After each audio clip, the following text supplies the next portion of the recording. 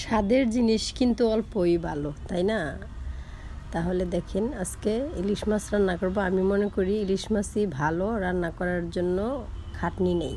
Hello guys, আসসালামু আলাইকুম। কেমন আছেন সবাই? আশা করি আল্লাহর রহমতে ভালো আছেন। এই যে দেখেন, আমি সরিষা বাটা, তারপরে জিরা, ধনিয়া, কাঁচামরিচ একসাথে সব কিছু আমি বাইটা নিলাম।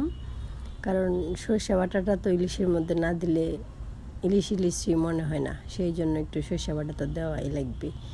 এখানে সরিষা আর এগুলো সব একসাথে আমি বেটে নিয়েছি। নেওয়ার পরে এখন আমি দিয়ে দিলাম হলুদের গুঁড়ো। এগুলো আমি তেলের মধ্যে ভাজা করে নিয়েছি। নেওয়ার পরে হলুদের গুঁড়ো দিয়ে দিচ্ছি। দেওয়ার পরে মরিচের গুঁড়ো দিয়ে দিলাম। একটু জাল টাইপের করব, কারণ একটু জাল ইলিশ, সরিষা ইলিশ ভালো লাগে, সেই জন্য একটু মরিচটা আমি বেশি দিয়েছি। এই যে দেখেন, পানি দিয়ে এখন আমি মশলাটা একটু কষে নিব। নেওয়ার পরে তারপরে আমি মাছটা দিয়ে দিব। আমি মনে করি ইলিশ মাছ কষানো করাটা এত খাটনির ব্যাপার না, আর এত কষ্টও না, কারণ জাস্ট মশলাটা কষাই দিয়ে দিলেই হয়ে যায়। অনেক ভালো লাগে আমার কাছে ইলিশ মাছটা রান্না করতে, স্বাদও হয়, অল্প দিয়ে ভাত খাওয়া যায়। তাহলে এই পৃথিবীটার মধ্যে আমরা কয়দিন থাকবো বলেন তো? অল্প দিনের দুনিয়া, তাই না?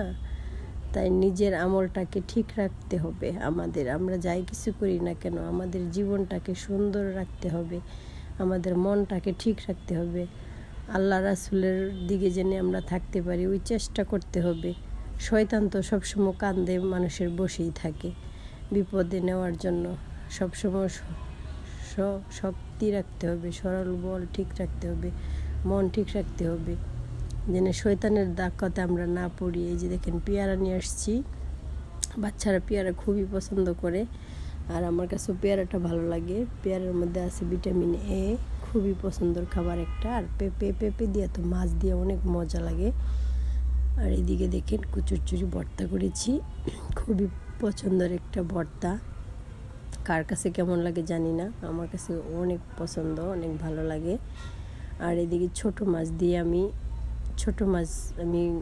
বোনা করব, তাই আমি আলুগুলো মশলা দিয়ে মাখা জাকা করে নিয়েছি। তারপরে এই যে ছোটো মাছটা দিয়ে মাখা জাকা করে এখন আমি শুধু জাস্ট বসাই দিব, সুন্দর হয়ে যাবে। একটা মায়ের 10টা ছেলে যদি থাকে, সন্তান যদি থাকে, 10টা সন্তানের প্রতি একই মায়া থাকে। আর 10টা সন্তানের কাছে একটা মা বাবা বেশি হয়ে যায়, তাদের মায়া কমে যায়। আর 10টা সন্তানের প্রতি মা বাবার মায়া কমে না। হায় রে দুনিয়া! আল্লাহ সব বাবা মায়ের সন্তানগুলোকে হেদায়েত দান করুক। বৃদ্ধ বয়স হইলে যেন মা বাবাকে সুন্দরভাবে আপ্যায়ন করে, ভালো রাখে, এই দোয়াই করি। সব মা বাবার সন্তানগুলো যেন আল্লাহ তাদেরকে হেদায়েত দান করে, তারা যেন মা বাবার প্রতি শ্রদ্ধাশীল থাকে। এই পৃথিবীটা অল্প দিনের, ঈমান আমল নিয়ে সব কিছু নিয়ে যেতে হবে।